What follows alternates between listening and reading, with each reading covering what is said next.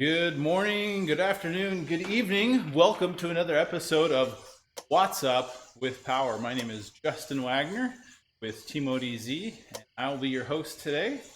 We have some more great content lined up to help you learn the basics of power-based training. You can take your training to the next level. That's what this show is all about, helping you learn more about how to train with power. We've got a group ride going on in WUWP right here. You can see to my side, it'll be kicking off in about 30 seconds. And we're going to roll together as a group there at a nice 1.5 to 1.8 watts per kilogram. And while we roll together as a group, I'm going to be giving a presentation here live and talking about power meters. So give me a couple seconds. And specifically today, we're going to talk about all the options that exist for power meters and which one should be good for you. So give me a couple minutes here just to let everyone know they should stay together on me. Oh, and oh no, I hit the wrong buttons in the game.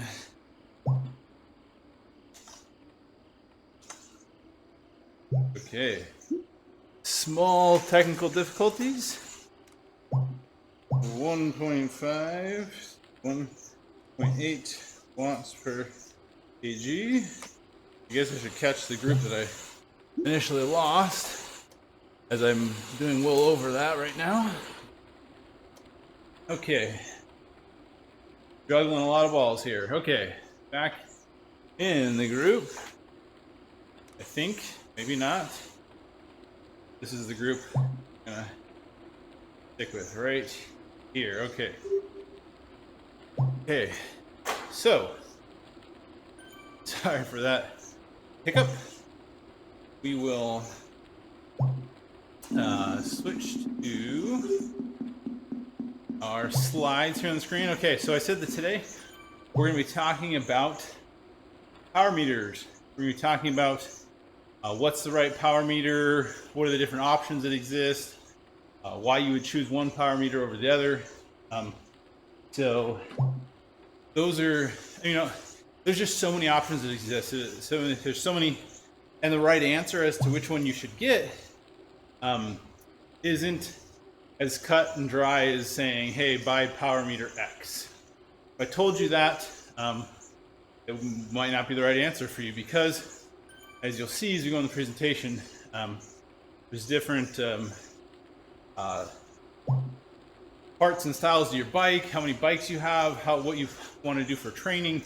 So all these things play into what is the best power meter for you. So let's get into it. So basically, you probably are aware, if you've looked into the power meter market at all, there are several options. This shot is 25 different power meters here, and I'm positive there's even new ones on the market since this was put together. This screenshot. There haven't been any new categories. So, kind of the way we're gonna talk about this in the show is we're gonna talk about the different types that exist. Maybe not necessarily delve into trade-offs of certain brands, maybe a little bit into that, but once you understand the market and what types exist, that'll help you pick and choose from which ones are available. So as you can see, if you were to just try to pick from these 25 different types, it gets confusing. Not sure which one will work for you.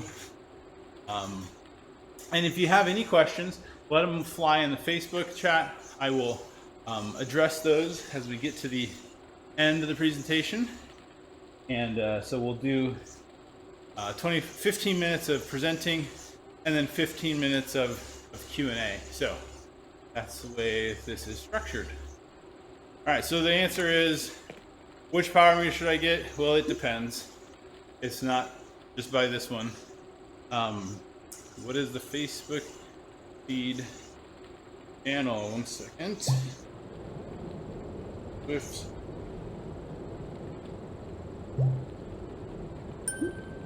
There that message. So, all right. So, what are the different types, and where do these different power meters exist? So, you've probably seen pedal-based power meters. So those would replace your pedals. Crank arm.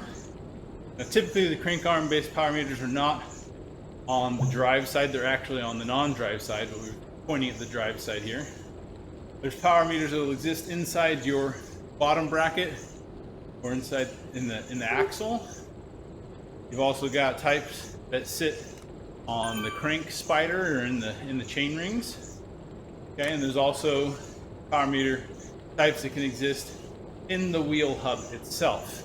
So we're going to kind of go through each of these types, and we're going to give you the trade-offs of each of them and why you might choose one of them over another. So let's start with the wheel hub based power meter, and let's go through its pros and cons. So what are the benefits of having a wheel hub based power meter? Well, you could switch it between bikes, and it's pretty easy to swap. If you've ever changed your wheel, which if you've had a flat, you've definitely done this, it'd be pretty easy to do. Now, that being said, let's say you've got training wheels and racing wheels. Well, now you all of a sudden have to have two power meters, so it just got twice as expensive for you. Because unless you're an extremely well proficient wheel builder, you're most likely not going to be taking your hub off your wheel and switching it between rims. It's not a simple task. So, not something you want to be doing from day to day, switching between training and racing. So, and it might, so there you go, might require purchasing an entire wheel set. You might buy the whole wheel rather than just buying the hub. So there's its pros and cons. I think there's really only one manufacturer that makes this style. That's PowerTap, but it is a valid option. A lot of people do use it. So let's talk about pedals. There's been a lot of movement in the marketplace recently with pedal-based power meters. Okay, so what are the pros for it? So multi-bike support. So again, maybe pedals aren't as easy to swap as your rear wheel, but they're still fairly simple. So you can move your pedals between bikes if you've got a time trial bike, crit bike. Obviously, it's probably not going to work on your. I mean, technically, it will work on your mountain bike. You probably just won't want to use the same type of pedals for a mountain bike.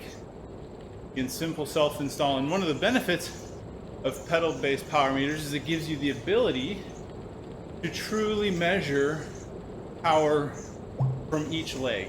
Right? You've got a sensor on the right side and a sensor on the left side. So this allows you to get that raw data, because our bodies are not perfectly balanced. They're pretty well balanced, but it is most accurate to have both sides measured. Not required, but it is going to be the most accurate, let's say. Okay, so what are some of the downsides? So cleat compatibility. If you like speed play pedals, there are no speed play compatible power meter pedals that I'm aware of.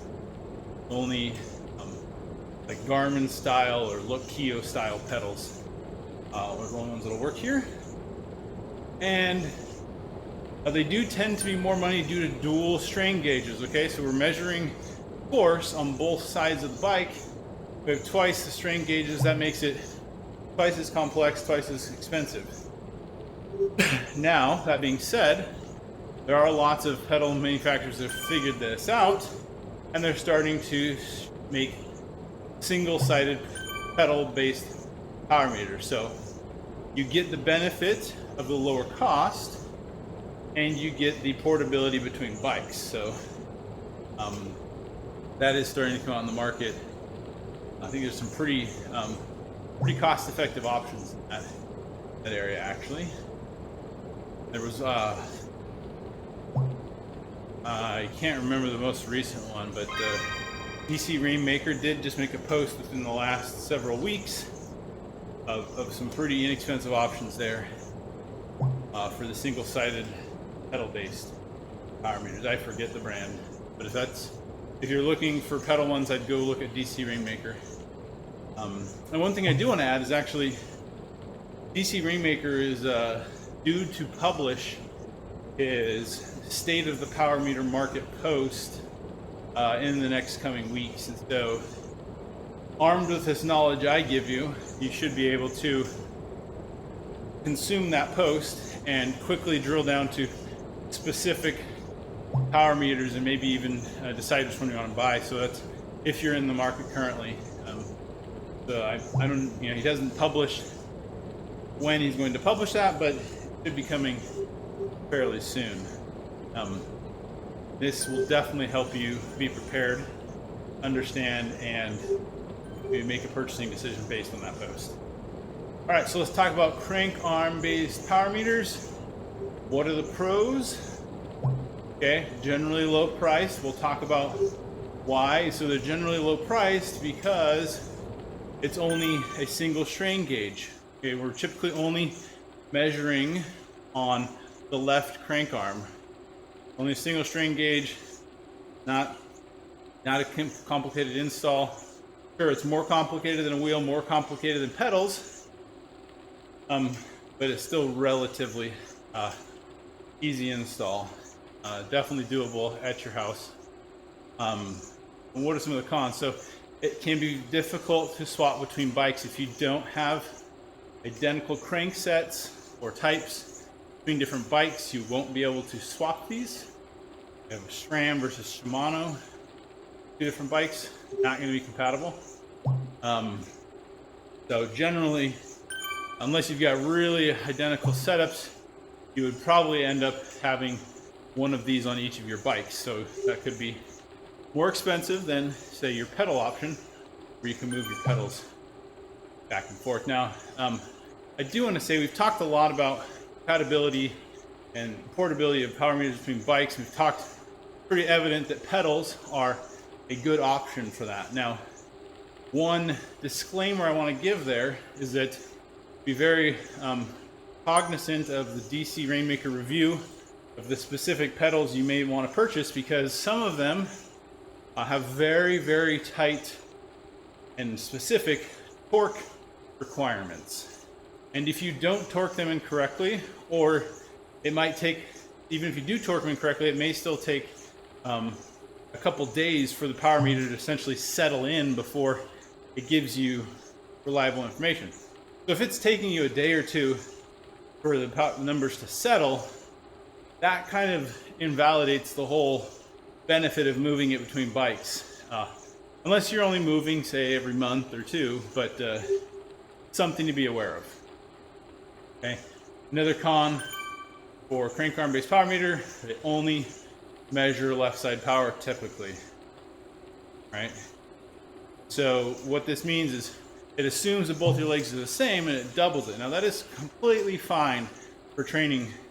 It may not be the most accurate power measurement in the world, but in terms of you training with power for yourself, comparison of your own efforts, completely valid. Okay, so let's talk about crank spider or chainring based power meters.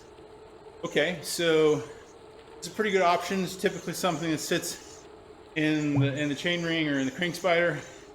Typically it's a single strain gauge that will measure left-right combined data. It's not because there's only one gauge there, they can't actually measure left versus right, but there are some good approximations on how to figure out what your left-right balance is that have been shown to be pretty accurate. Not perfectly accurate, but a pretty good approximation.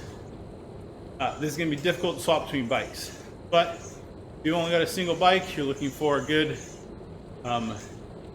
single gauge solution to measure both sides, this would be good. Probably comparably priced to your either single left-sided pedal or single-sided crank arm. All right. Now with these, there's going to be a very complicated compatibility matrix. Okay, highly dependent on chain rings, crankset, you name it.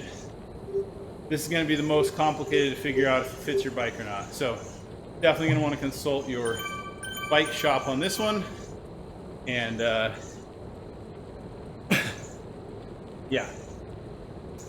So features and functionality. Okay, so let's talk. So we kind of talked about all the different types. Now, one last con I want to add here on pedal-based power meters. Okay, this is when the unfortunate event happens that you may crash. Let's say going around a tight corner. Typically, the first thing that's going to hit is your pedals. Okay, if you're going fast around a corner in a crit or something. So I'm personally a little afraid that in a crit, going down, you might just ground your pretty little power meter to pieces. Whereas, say, the other options are not as susceptible to that risk. So something to be aware of. If you're not racing crits, probably not a big deal, but that is something to consider. Okay. Let's go on to the features, click through here. All right. So when you're looking at features that exist, so we've talked about the types, now we're going to talk about features that will exist from one manufacturer to the other. And this applies to all the different types, okay? You want to know about ANT Plus or Bluetooth LE support, and you want to know, again, about left side only. We're going to just drill one more time on left side only and what that means. Okay, we also want to know on estimated versus actual left-right power. We will drill into that. Okay, so most power meters definitely going to support ANT Plus. Some may, I think there's a very, very small few that might only support Bluetooth. But what you really want as a consumer is one that does both. That is going to give you the most options to consume that power data, be it on your phone, Zwift, laptop, and your tablet, wherever. If your power meter supports ANT Plus and Bluetooth, you are good to go. That's what you want. If you're settling for something that doesn't have both, you should be looking for paying less money. Right? All right, left side only power meters. So hinted on this before. It's assuming a 50-50 perfect balance of your bodies, of the way you put out power between your legs. This is generally okay. Why do they do this? Because it cuts down on a single strain gauge, less complicated, it's easier to install. It's less complicated from the system's perspective in that you're only dealing with a single sensor instead of two sensors, okay? It makes the system easier to design and engineer. Makes it lower cost. And it still provides you consistent data, okay? When comparing yourself, your improvements, you will have consistent data. Now, I guess if there's a drastic change in your left-right power balance, which that is not a very common thing to happen, you would, I guess, have that variable thrown into your power meters. The only scenario where we can imagine drastic changes in your left-right power balance would be somebody recovering from a major injury, broken leg or something. That's typically what would cause your left-right balance to have a pretty big change, okay? But this is a pretty good option, okay? You will hear a lot of people say, oh, left only is garbage, it's not right. It's not true. It sure may not be as globally accurate as measuring both sides, but in terms of training for yourself, it is still a valid option, okay? All right, so we talked about left-right data, okay? So there's two different kinds of left-right data you can get. When there's actually two strain gauges in your power meter, they can actually literally provide you true left-right measurements, okay? So pedals that have measurement on both sides. There are some crank arm solutions that'll put in your left crank arm, and I think they put it inside the spider on the right side. That can measure left, right as well. And that will be true, okay? So it's just literally the values coming off the strain gauge feeding those numbers. Now, a central single gauge, meaning something that's in the axle or in the bottom bracket typically, or maybe even most in the spider, I think, they can approximate what the left-right balance is based on where the rotation, okay? So based on which leg's up basically and which one's down, they approximate the balance of the two. And it's pretty good for having true and accurate left-right balance information. Again, is only probably beneficial in the case when you're recovering from an injury. There's really no science that supports that you need to train or improve your left-right balance. Typically, your left-right balance is what it is, and you don't do anything about it. Okay. All right. So in summary, we need to ask these questions. Where on my bike is it best to put a power meter? Okay. Think about these places we've talked about and the different types, and which one do you think would work best on your bike? Also want to ask yourself, how many bikes do I have? Do I need power meters on all of them? Probably don't need a power meter on your beach cruiser. I hope not. But you may, have a cyclocross bike, a crit bike, time trial bike. You may want to understand the best and most efficient manner to have power on all of them, okay? Also, you want to think about how do you plan to record the data. If you plan on recording it on a smartphone, you're most definitely going to need Bluetooth support on that power meter. If you don't have Bluetooth support, you're not going to be able to record it on a phone most likely, okay? All right, so those are the questions you need to ask yourself. Knowing the answers to those will definitely help you answer which power meter is best for you, okay? Have any questions now, let them fly in the comments on Facebook or in Discord. We'll address them as they come up. Happy to address any questions, power meter related or not. Go ahead. Also, if you're watching this offline, want to send questions, you can submit them via email. If you don't feel comfortable commenting on whatever social media platform, so WUWP stands for What's Up with Power at teamodz.com is where you can submit those questions. WUWP at teamodz.com. Okay, got several comments here. Facebook, a lot of chatter. Lots of options. Yes. Take my money, says Toledo Torpedo. How many power meters should I get if you have one bike? I would say if you have one bike, you only need one power meter. Does Quan's FTP go down every time he buys a new power meter? I think so, because typically when Quan buys a new power meter, he's spending a lot of time researching it and not training. Okay, how do you compare the power meter readings from a smart trainer to a single-sided rank meter? Great question, Robin. So I should probably amend or put a section in this. That's a lot of people are going to have this question. It's a great one, actually. I should probably prove the presentation to talk about this. So smart trainers have a lot of smart trainers will have a way to give you power meter numbers, okay? There is, without knowing which specific smart trainer you have, and I'm not even an expert in smart trainers because I actually have a dumb trainer. Don't use a smart trainer day to day. I would say if you're trying to train with power outside and inside, I would just look at your single-sided crank meter, and I would pair that power meter in Zwift or whatever training system you're using. Just use that crank power meter and disregard the power data from your smart trainer.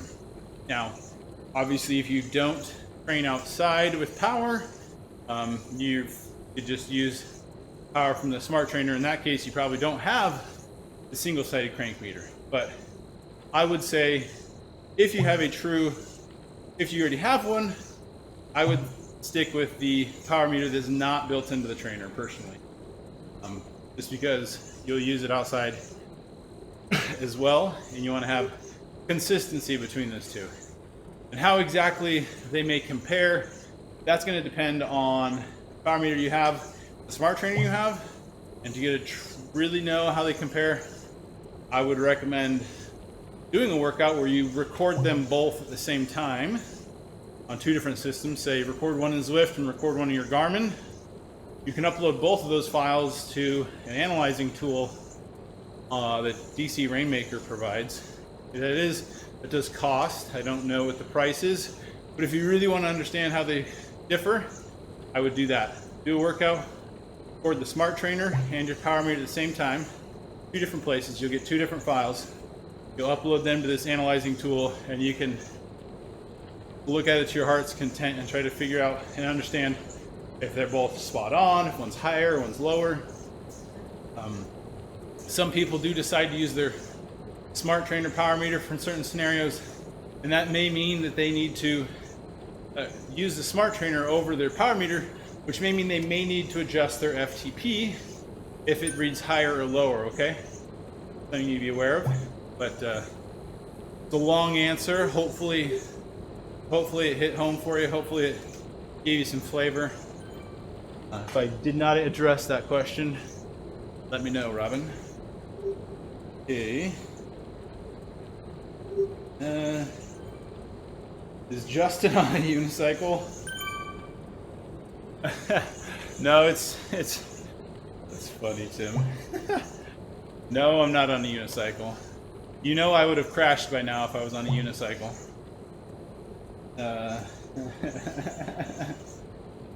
Oh. Okay. So we've got a couple more minutes. I do want to mention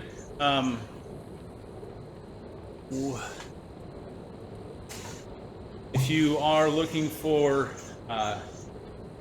you've been learning about training with power and you're kind of trying to figure out how to put together a training plan, Team ODZ does offer training plans called the Endurance Lab. Typically a group workout environment where the group will all start together, a structured workout you all work through, discuss, talk about where you're having issues with. There's coaches, provide feedback. If that's something you're interested in, go ahead and hit us up. I think the next one is starting beginning in December. So if that's something you're interested in, definitely check us out on that. It's called the Endurance Lab.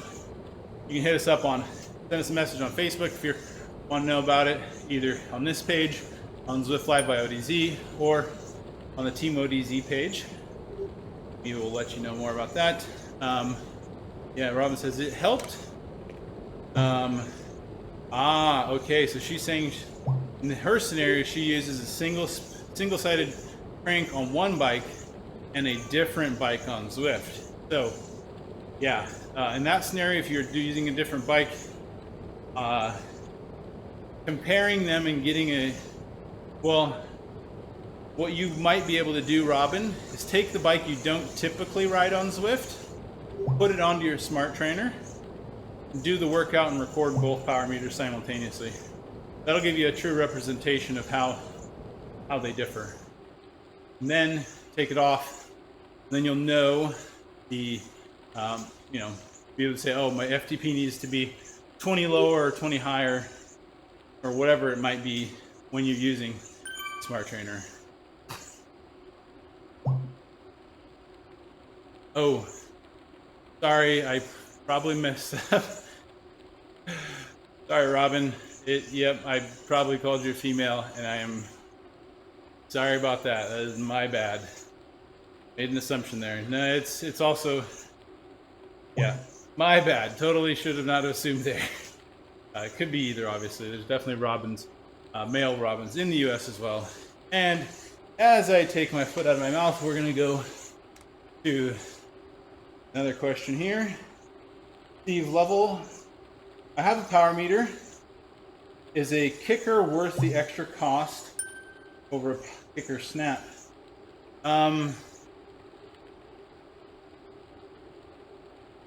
I personally, that's a great question. I don't have a smart trainer at all. Somebody want to chime in there on that one?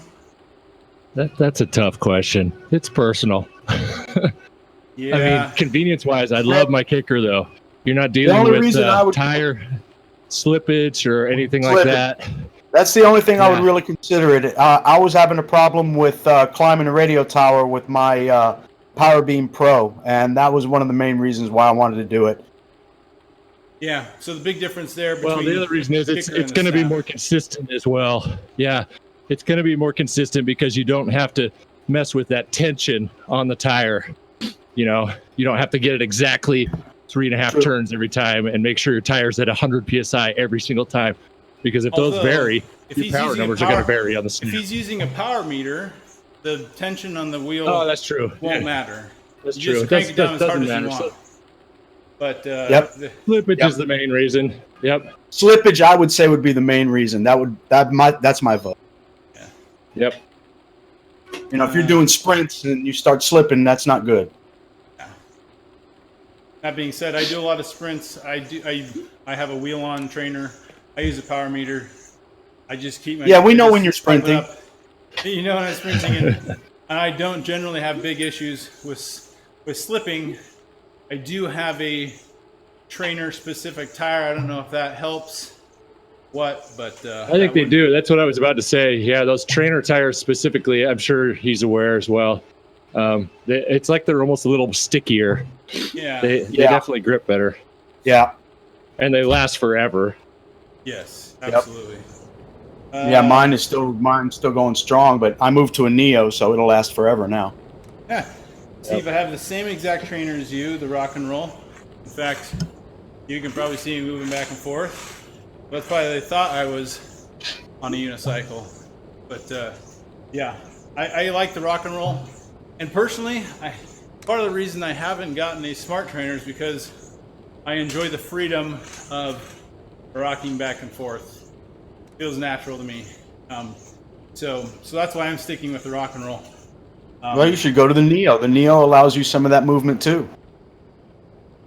Less movement for $1,600. Sounds like a great choice. Except you can buy 3 other trainers or 4. Yeah. So again, it all comes down to personal preference, everybody has their place. Exactly. There's not one answer fits all here. If you take away anything from the show, that's what you need to understand. Happy to entertain any more questions. I'm going to be bringing down the show, but if you have questions, send them to WUWP@teamodz.com. Happy to answer your questions. Send us a message on Facebook. We're here to help you out, answer these questions, and help you take your training to the next level. So with that, we will be here next week, Wednesday, 6:30 a.m. Pacific, 9:30 a.m. Eastern. Recordings are available afterwards here, Twitch, YouTube, and on Beam, or Mixer, excuse me. Yeah, happy to have you guys here, and we will see you next time. Thank you.